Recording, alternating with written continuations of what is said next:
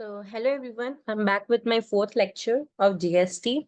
So, let me continue with my previous topic, that was what is considered as supply in GST. Okay, we have already discussed few things that what is considered as supply. We have also discussed about the actionable claims. Okay, now to continue with, let me tell you what all things are not considered as supply under GST. Right. So, the first is services. The first point here is the services by an employee to an employer in the course of relation of his employment.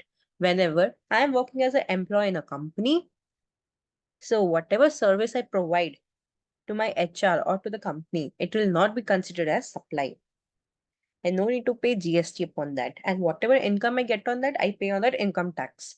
So GST has no role over it. Next, any service that a court or tribunal established under law is providing me, the time being in force, that also doesn't come under supply.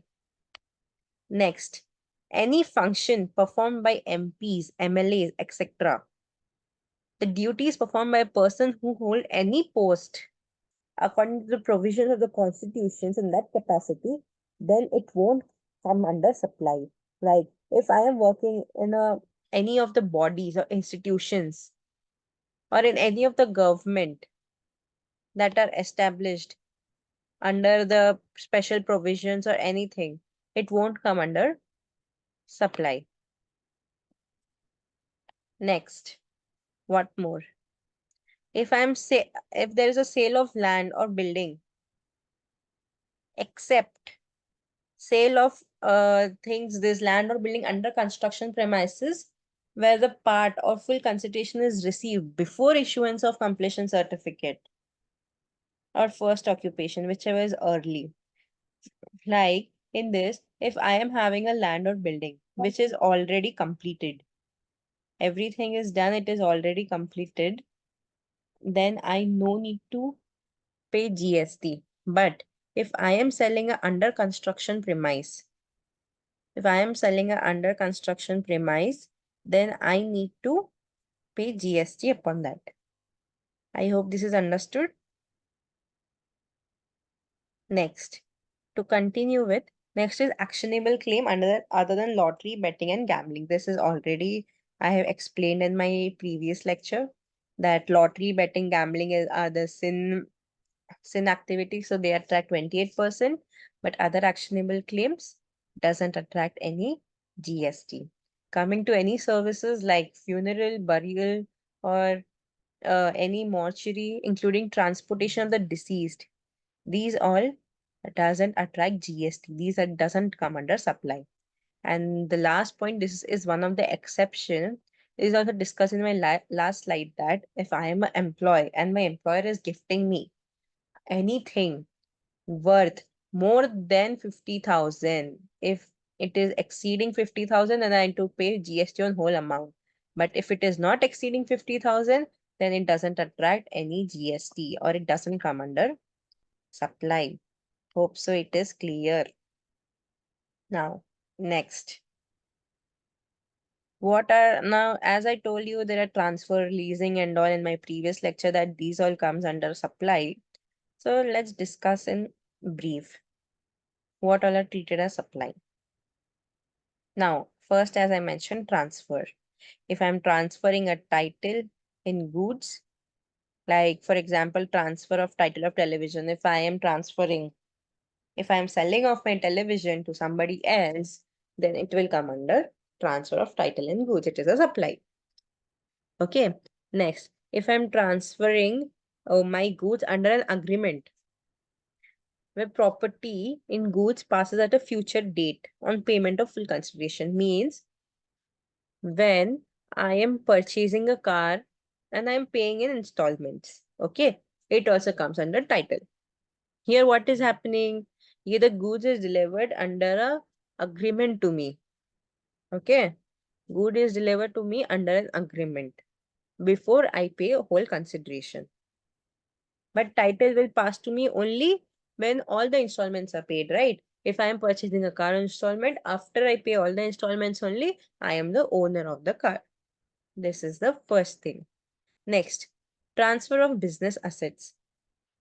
Whenever I am permanently transferring my business or disposing of the goods forming the part of the assets of that business, then it will come under transfer. Example, if I have a refrigerator worth 3.5 lakhs, but I'm disposing for rupees 50,000, then this is under supply. Next, any goods forming a part of business assets will be deemed to be transferred before any person ceases to be taxable person. Before any person stops to be a taxable person, and if he is transferring the business assets, then it will be regarded as transfer into the supply. An exception is the business is transferred as going concern and the business carried on by a personal representative. If the business is not to be seized soon, it's a going concern business, and that time you're transferring the asset, then it won't be transferred. These both are exceptions. Okay, coming to next point. Supply by unincorporated association. Now, whenever there is a supply of goods by any incorporated means basically registered. But when there are unincorporated associations or body of persons, whenever they are supplying, it is also regarded as supply. Okay, this is the form of goods supplying. Okay, these are not services, all are goods. When I'm transferring my television, it is a transfer of good. When I'm purchasing a car on installment, then also it is good. When I'm selling my defective refrigerator, that is also good. And when I'm supplying any goods by my unincorporated company, that is also good. Now coming to services, in services, whenever we are transferring our rights in goods or undivided share in goods without transferring title. Example, now if there is a generator in my home, I'm transferring the right to use that generator for a period of 2 months. I'm transferring it without the transfer of ownership, just like leasing. Okay, then it will be regarded as transfer. Land and building, if I'm giving on lease, tenancy, easement, or license to occupy land. Okay, any leasing, if I'm leasing my land for 1 year, it is also a supply. When I am any treatment or process which is applied to another person's good. If I am a manufacturer and I am sending my all the goods, manufactured goods to B to for special packaging, then also it is as a supply. Okay, where I'm transferring my business assets, that is also service, a supply of service, and if I'm renting my immovable property, that is also a supply of service. Now, there is one more interesting topic, that is composite and mixed supply. What is composite supply and what is mixed supply? Composite supply basically means, see, both are supply. But what happens in composite supply is, for example, let me give you example in composite supply. Now we get phone with a charger. These both are related goods, right? If we get TV with remote,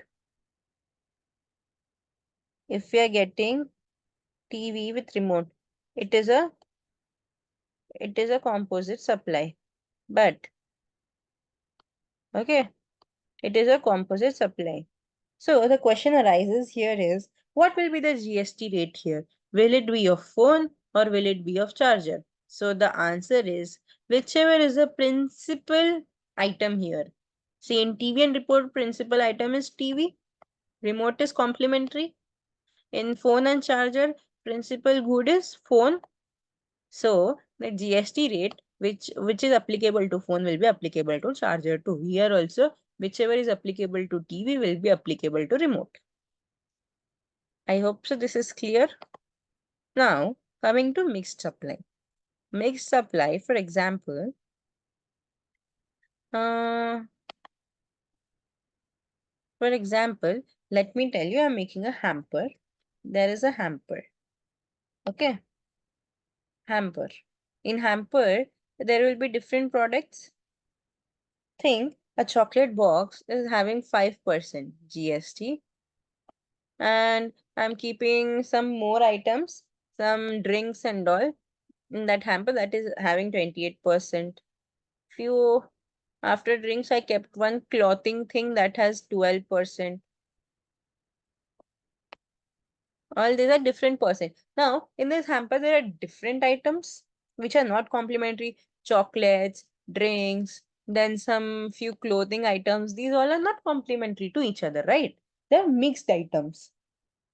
So now the question arises is what will be the GST rate? Because all the three items have different GST rate. So the highest among all the items the highest rate among all will be the GST rate. Now, here as I told 5%, 12%, 28%, as 28% is highest, this rate will be applicable. Okay.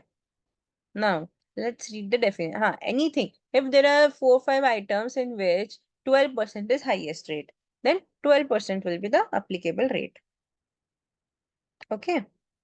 Now, let us go by the definition. Definition of composite. Okay. Composite supply consists of two or more supplies and naturally bundled. And one of which is principal supply. Like here, phone was a principal supply. Single price is charged. Whenever you buy a phone, you get a charger. And one of the supplies within the package is identified as principal supply. Principal is phone. Then tax liability shall be rate of principal supply. Okay. Coming to mixed supply, it also consists of two or more supply, but these are not naturally bundled. Whenever I'm making hamper, I'm deliberately bundling it, right? Though it can be supplied independently, still supplied together. Now, if I want, I can gift a person chocolate, clothes, and that drink separately, but I am wantedly, deliberately making it a hamper. And single price is charged for the supply. Whenever I make a hamper, single price is charged, right? The seller will tell me the hamper is costing 5,000, you have to pay me 5,000. He won't tell me ki your chocolate is cost of this, the of chocolates is this, cost of drinks is this, cost of clothing is this. He just tells me the hamper price. Okay.